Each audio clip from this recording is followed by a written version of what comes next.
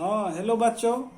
आज आप लोग के लिए हर्षवर्धन का मृत्यु 647 एडी में हुआ और उसके बाद 700 से लेकर 1200 ईस्वी तक जो राजपूत काल के नाम से जाना जाता है। और उस समय उत्तर भारत और दक्षिण भारत में बहुत सारा राजवंश ने अपना स्थापना किया और राज किया।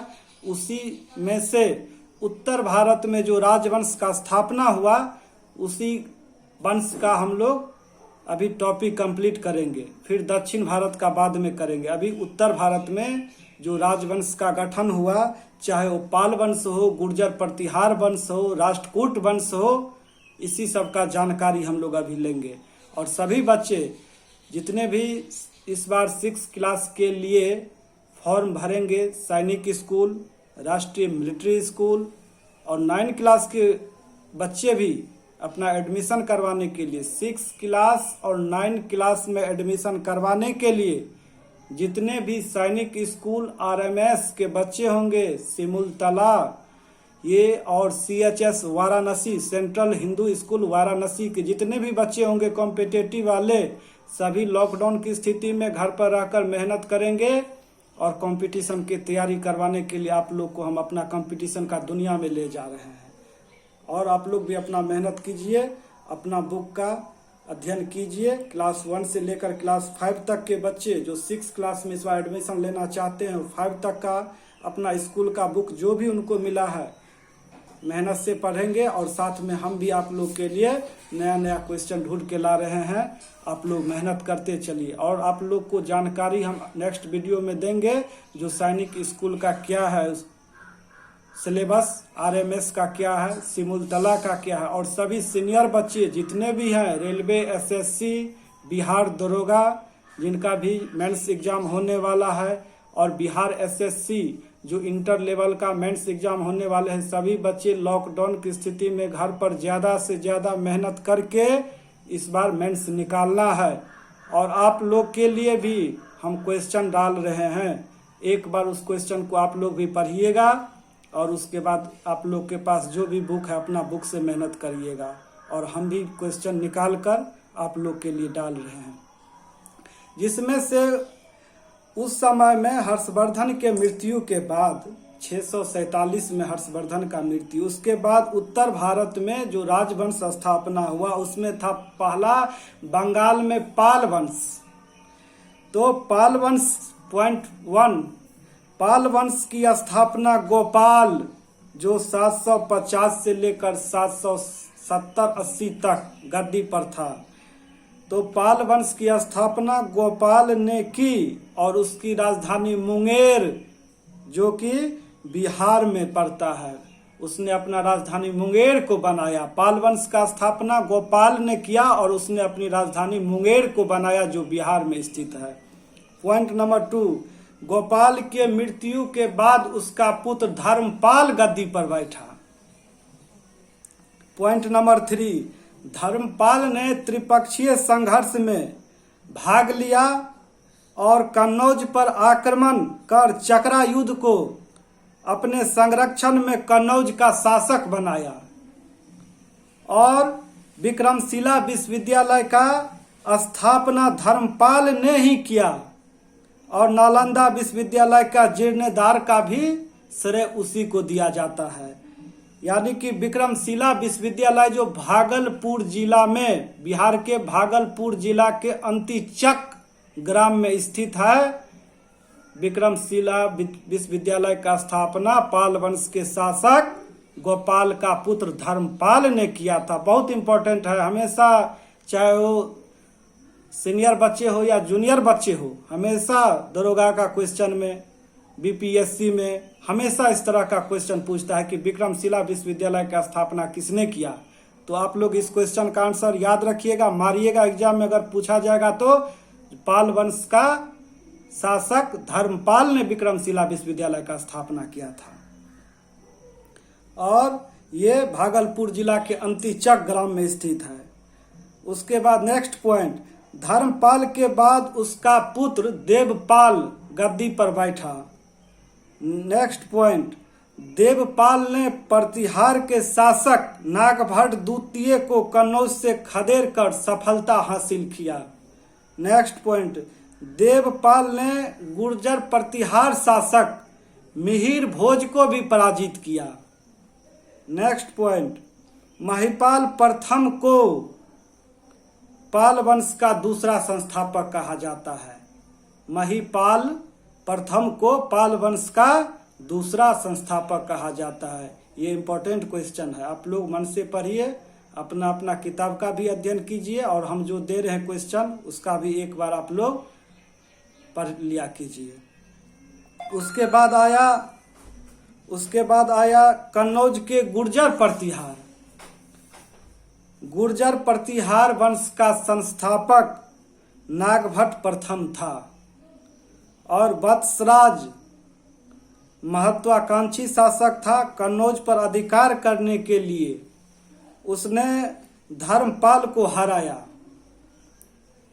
परंतु राष्ट्रकूट नरेश ध्रुव ने उसे पराजित कर दिया। नेक्स्ट पॉइंट, नागभट्ट द्वितीय ने कन्नौज के शासक चक्रायुध को पराजित कर कन्नौज पर अधिकार कर लिया।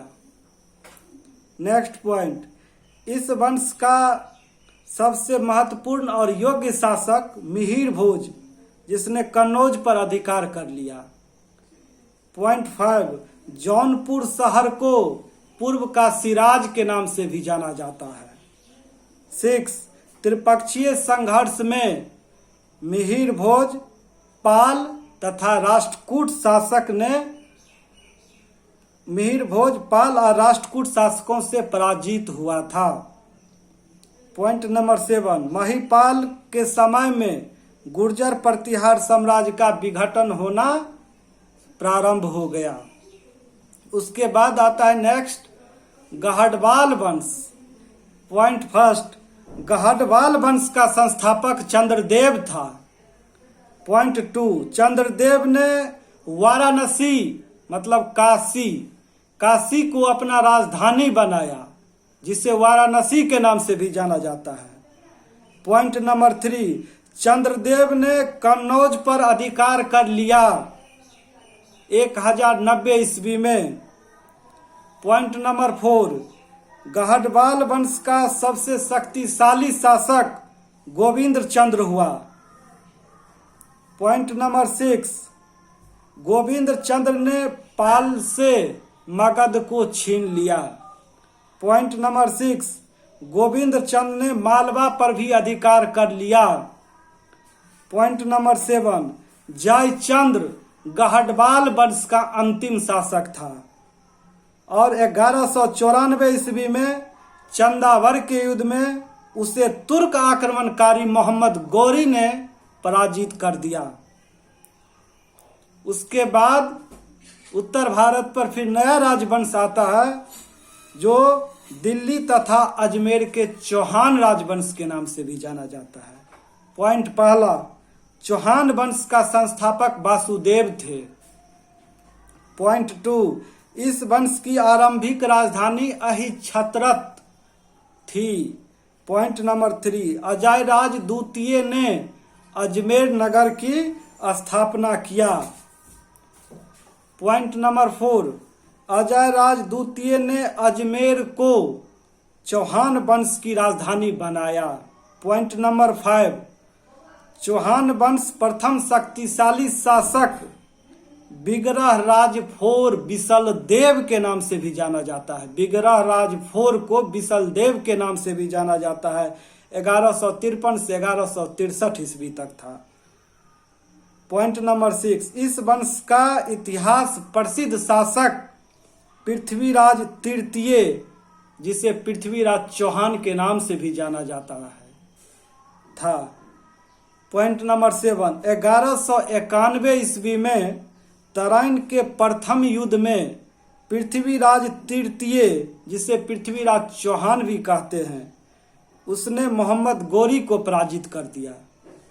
पॉइंट नंबर 8, 1192 में तराइन के दूसरे युद्ध में मोहम्मद गौरी ने पृथ्वीराज चौहान को पराजित कर दिया। पॉइंट नंबर 9, पृथ्वीराज चौहान और जयचंद्र के बीच शत्रुता का कारण उसकी बेटी संजोगिता को स्वयंवर से पृथ्वीराज चौहान द्वारा अपहरण कर लिया जाना यही कारण था। इस दोनों के बीच, पृथ्वीराज चौहान और जयचंद्र के बीच जो शत्रुता था वो उसकी पुत्री संजोगिता थी, जिसको अपहरण करके चौहान ने ले आया था। मालवा का परमार वंश,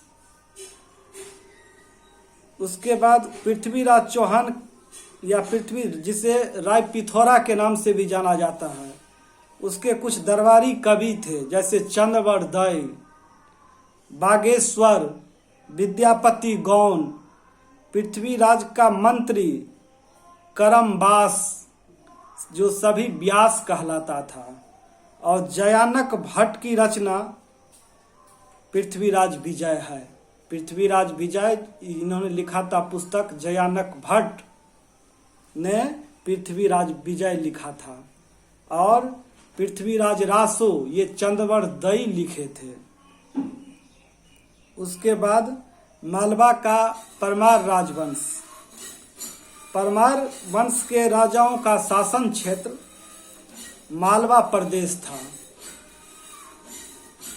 जिसकी राजधानी धारी नगर जो मध्य प्रदेश में है, धारी नगरी, और इसकी प्राचीन राजधानी उज्जैन थी। पॉइंट नंबर 2, परमार वंश की स्थापना 10वीं शताब्दी में उपेंद्र राज के द्वारा किया गया। पॉइंट नंबर 3, परमार वंश का सबसे शक्तिशाली शासक राजा भोज था। पॉइंट नंबर 4, राजा भोज ने अपनी राजधानी में सरस्वती मंदिर की स्थापना करवाया। पॉइंट नंबर 5, राजा भोज ने चित्तौड़ में त्रिभुवन नारायण मंदिर का निर्माण कराया। पॉइंट नंबर 6, भोज के दरबार में अनेक विद्वान रहते थे। उन्होंने समरांगन सूत्रधार, सरस्वती कंठाभरण आदि ग्रंथों की रचना किया, और उसने भोजपुर नगर बसाया तथा भोजपुर का निर्माण करवाया। उसके बाद आता है कलचुरी वंश या एवं चंदेल वंश।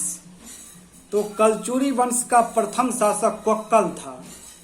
पॉइंट 2, कलचुरियों की राजधानी त्रिपुरी थी, जो कि जबलपुर में पड़ता है, त्रिपुरी। पॉइंट नंबर 3, चंदेल वंश की स्थापना 831 ईस्वी में नन्नुक ने किया था। पॉइंट नंबर 4, चंदेल बुंदेलखंड की भूमि पर शासन करते थे, जिसका प्राचीन नाम जेजाज भुक्ति था। पॉइंट नंबर 5, खजुराहो का वर्तमान चतुर्भुज मंदिर का निर्माण चंदेल वंश के शासक यशोवर्मन ने करवाया था। पॉइंट नंबर 6, चंदेल शासकों की राजधानी खजुराहो थी, जो कि एमपी में पड़ता है, मध्य प्रदेश में। पॉइंट नंबर 7, हर्ष, गंगदेव, गंडदेव, विद्याधर, विजयपाल ये चंदेल वंश के शासक हुए। पॉइंट 8, चंदेल वंश के शासक धंगदेव ने कंदरिया महादेव मंदिर, जो कि खजुराहो में है, उसका निर्माण करवाया था। उसके बाद आप लोग के आता है गुजरात का सोलंकी वंश। तो गुजरात में सोलंकी वंश की स्थापना मूलराज प्रथम, जो 942 से 995 तक था, गद्दी पर बैठा। इसकी राजधानी अनिलबारा था। सोलंकी वंश के शासक भीम प्रथम के शासन काल में 1025 में महमूद गजनबी का सोमनाथ मंदिर पर आक्रमण हुआ। पॉइंट नंबर 4, जयसिंह सिद्धराज इस वंश का सबसे प्रतापी शासक था। पॉइंट नंबर 5, प्रसिद्ध जैन आचार्य हेमचंद्र जयसिंह के दरबार में रहते थे। पॉइंट नंबर 6, चालुक्य शासक मूलराज द्वितीय ने 1178 ईस्वी में आबू पर्वत के पास मोहम्मद गोरी को हराया था। पॉइंट नंबर 7, दिलवारा का जैन मंदिर, भीम प्रथम के सामंत विमल ने माउंट आबू पर करवाया था। इसी प्रकार जितने भी बच्चे हैं कॉम्पिटिटिव की दुनिया में, कंपटीशन की दुनिया को झकझोरते हुए, चाहे जूनियर क्लास के बच्चे हो या सीनियर क्लास के बच्चे हो, सभी लॉकडाउन की स्थिति में ज़्यादा से ज़्यादा घर पर रहकर मेहनत करेंगे और अपना अपना बुक का स्टडी करेंगे सभी बच्चे लॉकडाउन की स्थिति में। और आप लोग के लिए नया क्वेश्चन हम फिर जो है सो तैयार कर रहे हैं। और मेंस के जितने भी बच्चे हैं, सीनियर बच्चे, रेलवे का, एसएससी का, जितने भी हैं, इंटेलिजेंस ब्यूरो का तैयारी करने वाले बच्चे, सीबीआई का, सीआईडी का, income tax officer, sale tax officer, जितने भी बच्चे हैं उन लोग के लिए भी हम क्वेश्चन तैयार कर लिए हैं। अब आप लोग के लिए भी क्वेश्चन हम इस पर अपलोड कर देंगे। सभी बच्चे पढ़ेंगे, घर पर मेहनत करेंगे और इस बार आप लोग को निकालना है इंटर एसएससी, बिहार एसएससी का इंटर मेंस का एग्जाम और बिहार दरोगा का एग्जाम निकालना है इस बार। जय हिंद, जय भारत।